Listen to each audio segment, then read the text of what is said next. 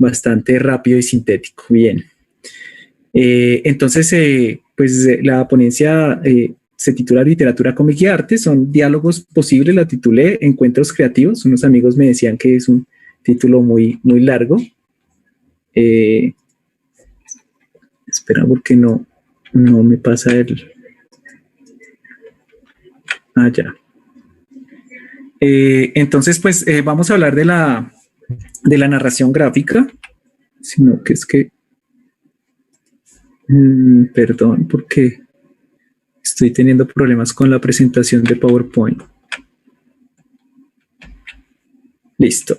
Entonces, vamos a centrarnos en adaptaciones, intertextualidad y procesos creativos. Y pues la idea es comenzar desde un concepto donde se unen las dos vertientes, que es el cómic y la literatura, que yo creo que es en su génesis, que es la narración gráfica, la narrativa gráfica. Es un concepto bastante extenso que yo tomo en la ponencia, y pues es un fenómeno que nosotros pues hemos visto que ha tenido vigencia o que se ha desarrollado bastante en los últimos años, pero la narrativa gráfica incluye pues revistas, historietas, el cine se puede trabajar, la animación puede llamarse narración gráfica, etcétera. Entonces pues vamos a profundizar en lo que es la historieta. Lo que pasa es que el cómic o la historieta o el cartoon o la tira cómica o lo que llamamos actualmente novela gráfica o en algunos libros como arte secuencial o el noveno arte, pues nos presenta un género y muchas preguntas a la hora de abordar el tema de esa producción de lo que nosotros conocemos como cómic o historietas. Yo me puse a investigar, entonces hay 3 grandes géneros: Norteamérica, en donde se ha producido todo lo que tiene relación con lo mitológico, pues digamos que es la relación literaria, y pues todo lo que tiene que ver con los superhéroes que han sido producidos y que algunos de ellos tienen pues sus raíces, y las buscamos, por ejemplo, Thor pertenece a la mitología. Europa se ha caracterizado por una producción bastante grande en literatura, pues yo lo llamo literatura policíaca. Pues también ahí el género policíaco también se desarrolló mucho allá, como vamos a ver ahorita más adelante, y es pues todo un espacio grande que tenemos ahí. Tenemos elementos como de venganza, Watchmen, que ya son conocidos en la actualidad, ¿no? Y por otro lado, otra gran vertiente grande es el manga, con unas adaptaciones, bueno, con unas gráficas increíbles, en donde tenemos pues todas estas historias del pueblo japonés y de la cuestión asiática, ¿no? Vamos a tener un canon del género donde ya son reconocidos Persepolis, Watchmen, Batman, Sandman, Sin City, P de Venganza, además de sus adaptaciones pues que han sido en el cine, que las han llevado y las han catapultado. En el caso latinoamericano, entonces encontramos Mort Cinder y El Eternauta, que son como las obras grandes cuando uno habla de narración gráfica en la parte de Latinoamérica. Y aterrizamos en la cuestión colombiana, en donde tenemos narraciones que han venido pues en una no tan literarias, pero sí como a narrarnos las historias, las leyendas y la tradición popular, como en el caso de Los 11, aquí el ejemplo que coloco, sobre el Palacio de Justicia. Entonces, pues hay una relación histórica entre la literatura y el cómic, y pues lo primero yo les comentaba que somos seres narrativos. Yo digamos que rastreé una relación histórica en el fenómeno del folletín, y es porque pues la literatura que conocemos como libros, incluso vienen ya en formato de libro unidos, pues fueron una cuestión popular de un fenómeno llamado el folletín del siglo XIX, y pues de ahí vienen muchos relatos, y venían pues también como los cómics serializados, y venían digamos cada quincena o mensualmente se podía leer una partecita de muchas historias. Ahí tenemos Los Tres Mosqueteros y De la Tierra a la Luna. Sí, entonces eran folletines en su inicio, y pues digamos que ese es un rastreo y una relación entre los dos. Otro fenómeno interesante en Estados Unidos es la literatura pulp, y que eran folletines igual, pero fáciles de leer, eran revistillas con temas, pero lo interesante era la temática, era mucha cuestión fantástica, el terror, de ahí viene todos los creepy show, toda la parte de ciencia ficción, y algunas de aventuras y detectives de lo que después fue la novela negra. Aquí tenemos, por ejemplo, las historias asombrosas, ¿sí? Y toda esa literatura de ficción que nace ahí, incluso algunos cuentos. vienen de esa literatura de autores que hoy pues tienen un renombre literario. También el cómic se ha venido convirtiendo en un objeto académico, entonces nosotros tenemos el cómic no solamente como, digamos, ahora se producen libros que nos van a enseñar qué es el cómic, que recopilan, que nos lo explican. En ese caso, por ejemplo, ya algunos escritores lo llaman noveno arte, y destaco aquí dos obras grandísimas, ojalá las conocieran, que es Narración gráfica de Will Eisner y el cómic y el arte secuencial, que son artistas del mismo género que se han puesto a estudiar y hacer ensayos gráficos. Tenemos también Scott McCloud, que es interesante de cómo produce toda la literatura de ensayos muy profundos, trabajando lo que es el cómic, pero lo interesante es que no lo explica en forma de cómic, utiliza el mismo cómic para poder explicarnos cómo es que funciona. Es muy interesante, es muy profundo, los ejemplos son bastante claros y ahí nos va diciendo cómo es que reconoce. La narración gráfica tiene unas características muy interesantes y son diferentes de cualquier otra narración gráfica. Voy a poner acá un ejemplo. Si ustedes conocen de pronto Sin City, hay una parte, si vieron la película de pronto, de Bastardo Amarillo, que es una de las historias, y aquí podemos ver un ejemplo donde Hartigan, que está ahí, sufre un ataque al corazón. Cuando uno lee la historia, pues aquí se utiliza, ahí le da el ataque al corazón y uno va viendo página a página cómo se narra gráficamente y cómo, digamos, la diferencia que es narrar desde el punto de vista de la narración gráfica, la unión entre palabras e imágenes, y cómo ahí cobra vigencia, se cierra todo, ahora no. Ahí Nancy Callahan está allá, él vuelve allá a una página en negro solamente con un cuadrito, no, Frank Miller, digamos que me parece genial esa parte. Ahí está arrodillado Hartigan y se recupera, y miren ustedes cómo cambia aquí, ya la viñeta negra se vuelve blanca y el personaje se vuelve oscuro, y vemos cómo se recupera, y ya ahí vemos cómo él ya se va a salvar a Nancy. Le dice que ya tiene que ir para allá. Entonces, es un ejemplo de lo que es la narración gráfica. No es un fenómeno, digamos, que podamos tomar, pues ha sido mucho tiempo tomado como a la ligera y ahorita pues ha cobrado valor.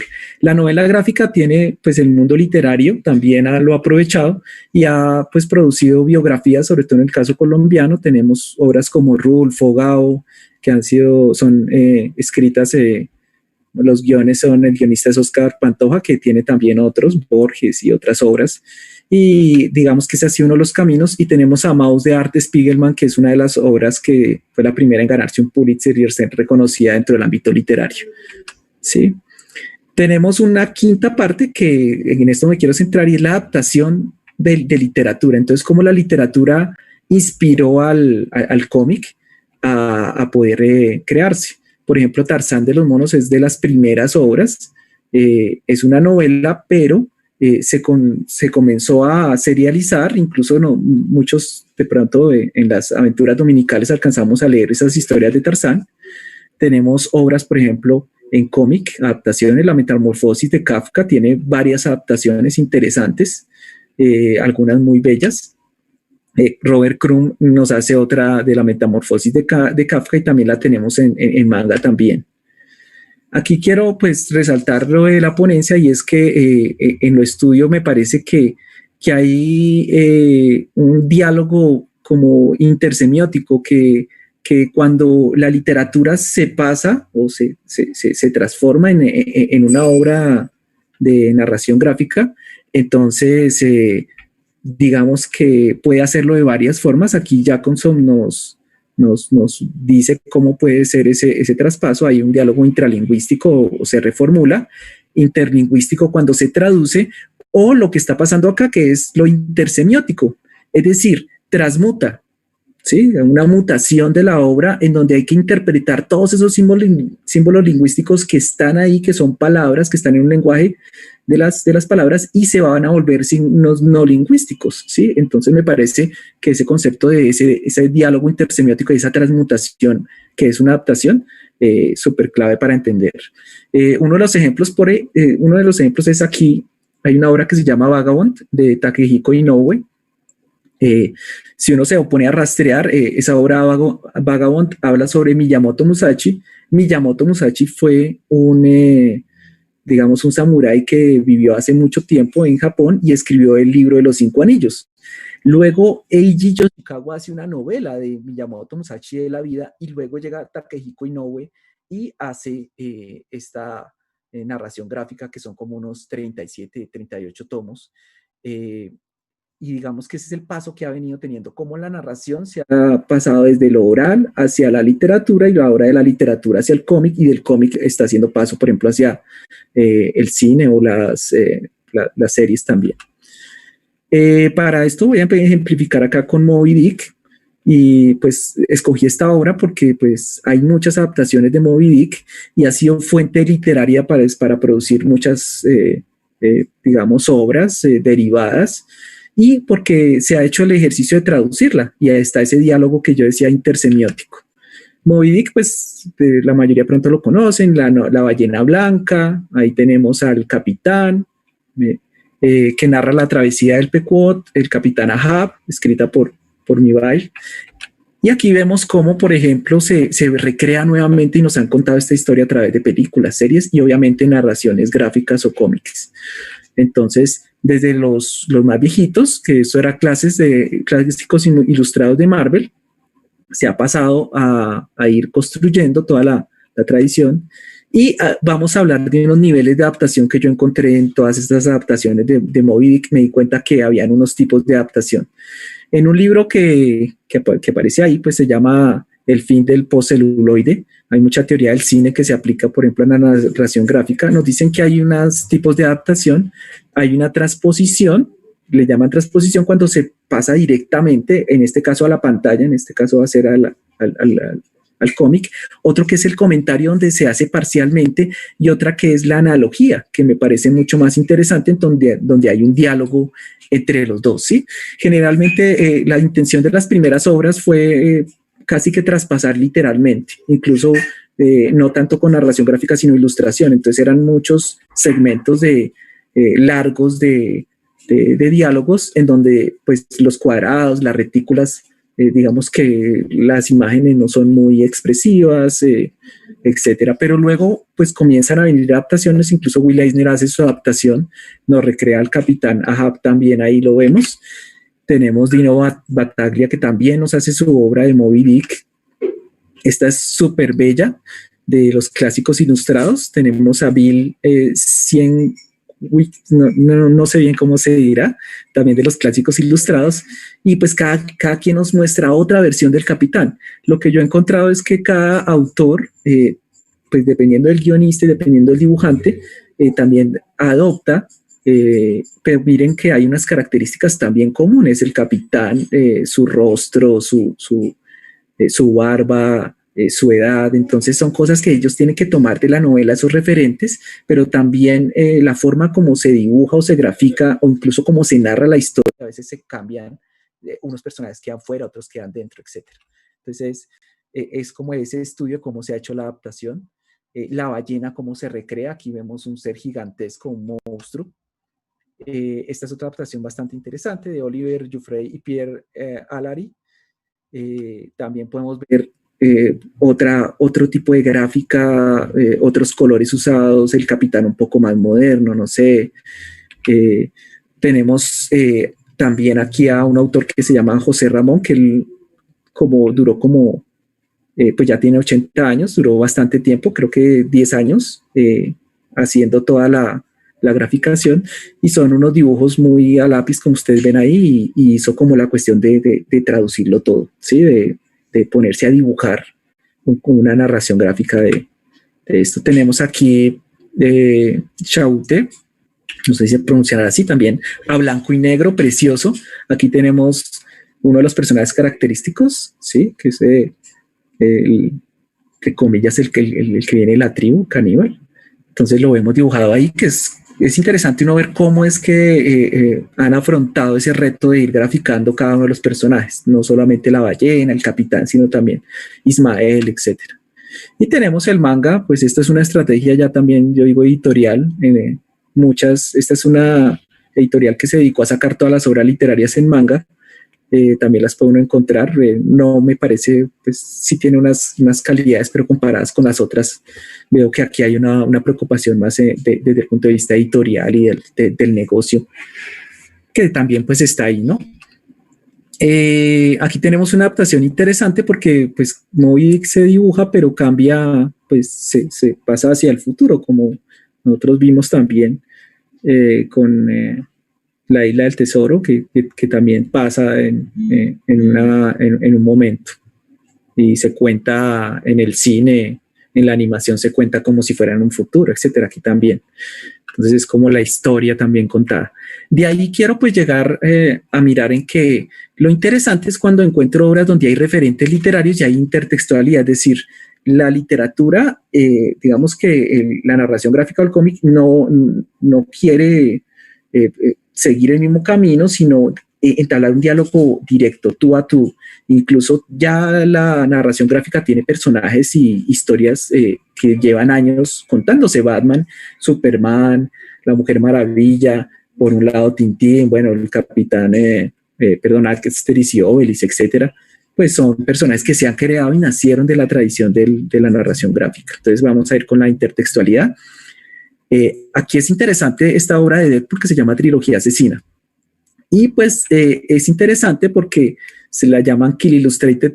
Deadpool se intenta acabar con él mismo y acabar con todas las fuentes con todos los superhéroes y con todo.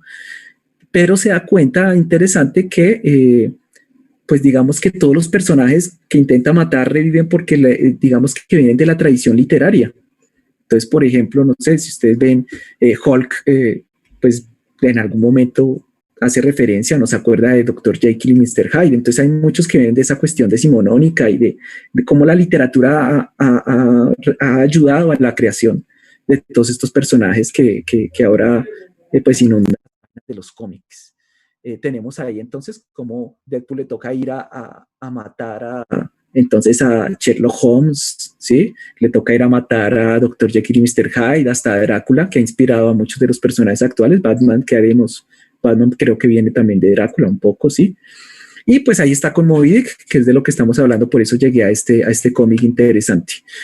No solamente eso, sino tenemos obras también, digamos, que entablan ese diálogo. Por ejemplo, aquí Alan Moore tiene la Liga de los Caballeros Extraordinarios, en donde pues nos genera la historia como si los héroes del siglo XIX, que son por ejemplo Alan Quatermain, que viene de las minas del rey Salomón, ahí está el Dr. Jekyll, ¿sí? Y Harold Hyde, si no estoy mal, el Capitán Nemo, el Hombre Invisible, Mina, que es la que aparece ahí en Drácula, y forman una liga, que es la Liga de los Caballeros Extraordinarios, que ustedes han visto la película. El cómic es más extenso, digamos, en el cómic aparece Arsenio Lupin, aparece Fu Manchu, aparece Dupin, que es el detective de Edgar Allan Poe.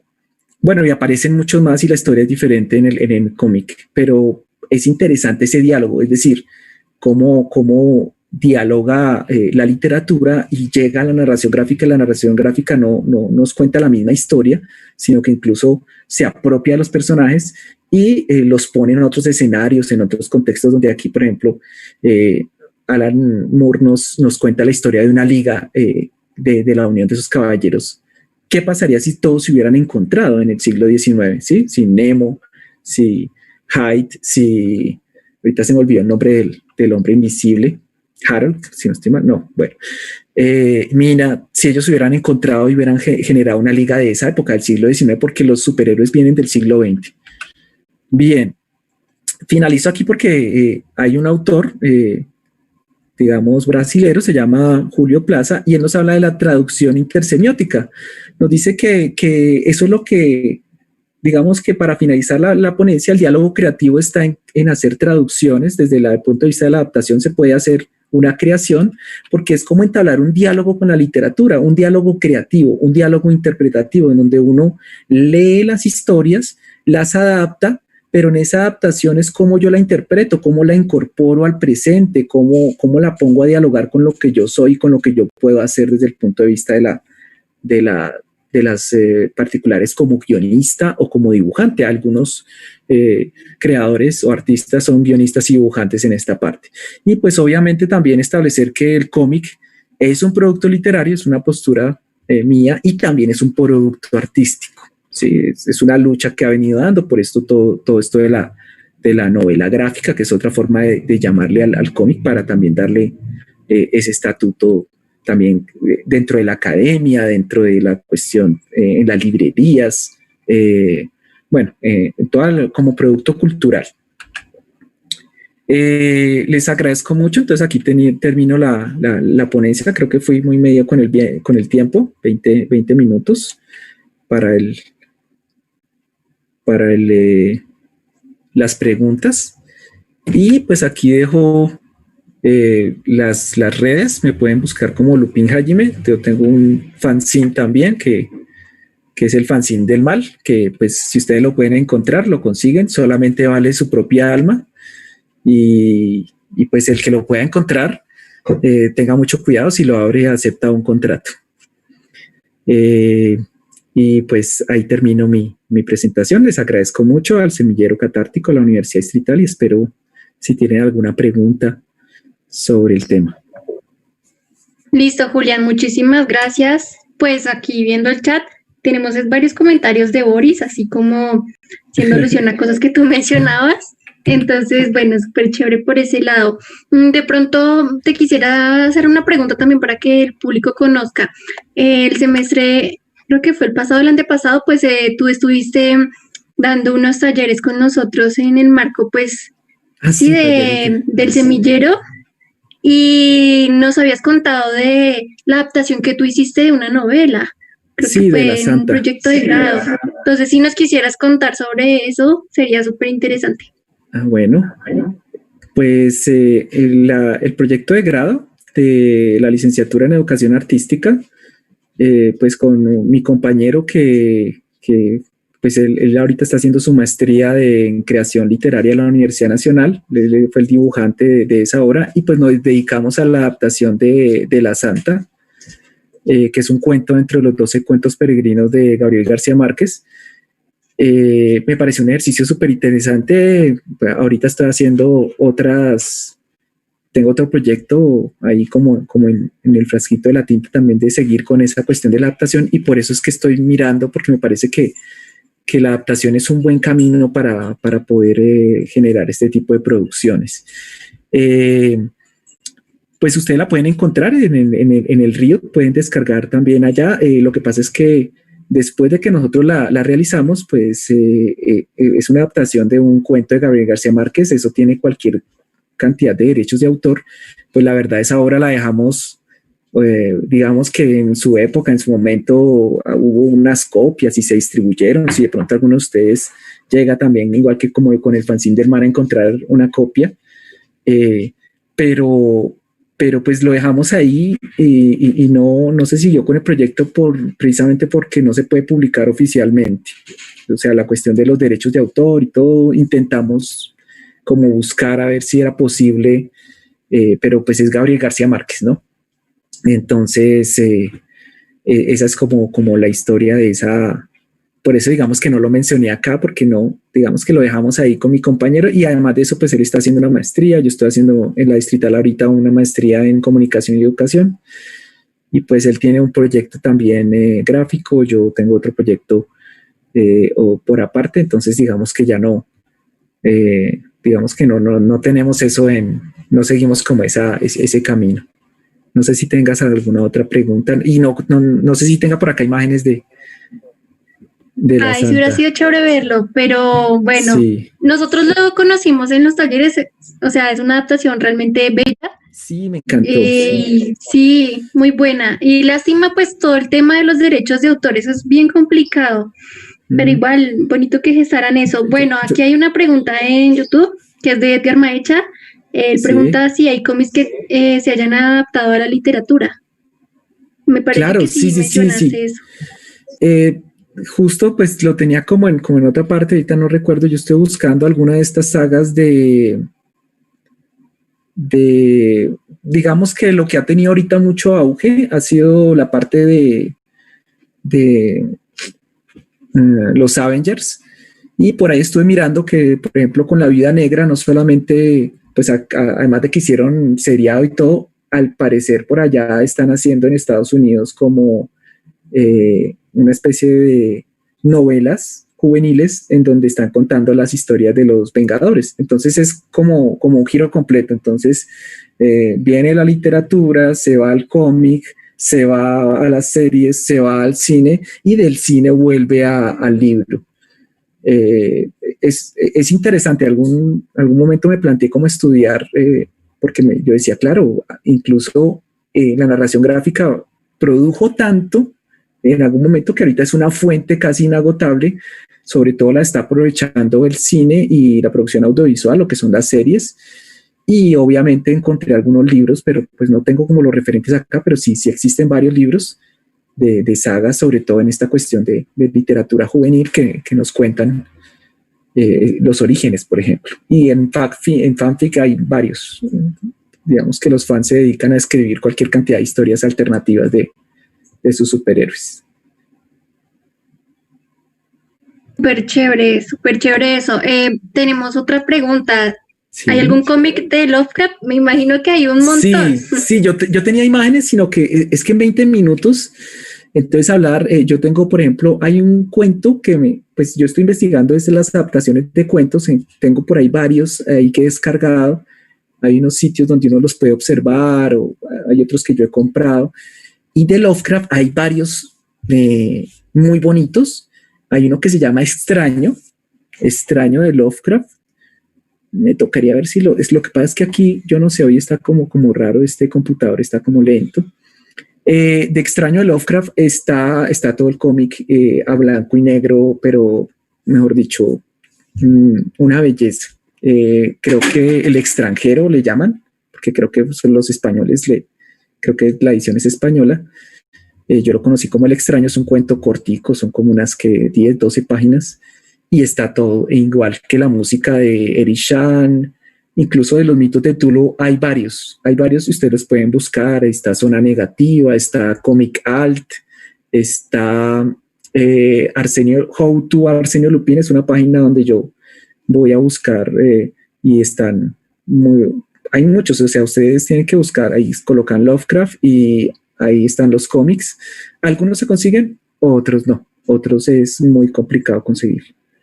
Pero sí sobre existe. eso te iba a preguntar, Julián. Esa es más pregunta mía. Es que es difícil conseguir algunos de como esos ejemplares pues vía internet. ¿Tú conoces algunas páginas donde se puedan hallar pues algunas adaptaciones como las que fuiste mostrando durante la conferencia? Y, o sea, algunas páginas que recomiendes. Es que hay como te digo, hay un dilema personal también con esto. Yo tuve cuando hicimos con mi compañero la cuestión de la Santa, uno de los aprendizajes que creo es que pues ya uno al producir algo y alguno querer tener algún lucro, por ejemplo, eso, la impresión cuesta y pues uno mínimo tiene que recuperar eso. Entonces me di cuenta de lo difícil que es desde un creador cuando, digamos, es víctima de lo que conocemos como plagio, es decir, una obra en la actualidad puede ser, digamos que uno debería ganar como por otro lado, porque si se pone a ganar de la venta de la obra, pues en algún momento cualquier persona pues escanea todo el cuento y chao, y desde que esté en la red es muy difícil que a uno le compren a veces, ¿sabe? Tiene que tener ya como ese fetiche que tenemos a veces con el libro impreso y la cuestión, y hay unos muy bonitos, o sea, Santiago Caruso, unos libros del Zorro Rojo ilustrados que son bellísimos, y que uno quiere tener así porque escaneado no, ya como que pierde la gracia. Entonces, pues sí hay varias páginas, pero también yo digo, bueno, hay cosas que están libres, que uno ya dice, ya esto ya no tiene derechos, pero hay otras cosas que yo sigo, alguien por allá en España, en Europa, en Estados Unidos se dedicó y pues son 6 meses, 2 años a hacer una narración gráfica y uno llega y clic y la descarga. Entonces eso me ha puesto a pensar mucho. Sí, hay páginas, como yo te decía, hay una que se llama How to Arsenio Lupin, Comic Alt, y pues son en las que confío. Hay otros sitiecitos por ahí, pero pues uno nunca está de más que uno descargue y no sea, o los links estén rotos, ¿no? Y los tengo más como por consulta porque no hay cosas que no se consiguen o que uno va a comprar y y pues hay unos libros que son realmente costosísimos, estamos hablando de 200.000 pesos. Bueno, hay un Watchmen Noir que lo he querido comprar y vale 150 en la Librería Nacional, si no estoy mal. Entonces como que uno dice, bueno, yo con el mínimo y el 10% del mínimo más para comprar el libro. Entonces también está todo ese dilema. Pero si ahí las páginas, no sé si tocará que las buscaran. How to, como en inglés, how, no sé cómo se dirá, how to, Arsenio Lupin. Ustedes lo buscan ahí, es una de las páginas y ahí los va redirigiendo a otra, Comic Alt, ALT. Comic Alt es muy buena, entre otras. Listo, Julián. Bueno, muchísimas gracias. Vale. Tu conferencia estuvo súper interesante, de verdad. O sea, menos mal esto queda grabado porque pues Vale, igual uno puede volver a gracias. consultar.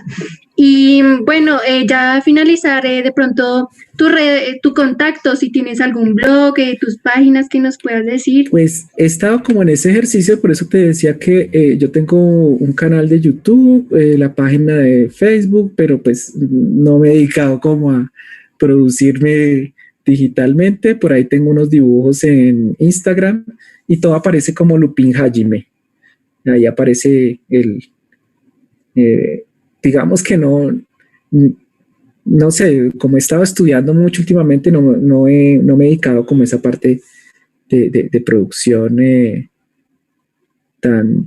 pues yo veo que hay otros que tienen su página dedicada a su proyecto. Bueno, yo tengo, pero ahí pueden encontrar algunas cosas y me gusta como esos productos místicos. Entonces yo saqué una edición de un fanzine del mal, ahorita va a salir de pronto después alguna otra edición y un tiraje pequeñito y el que se lo encontró y de pronto que eso quede allá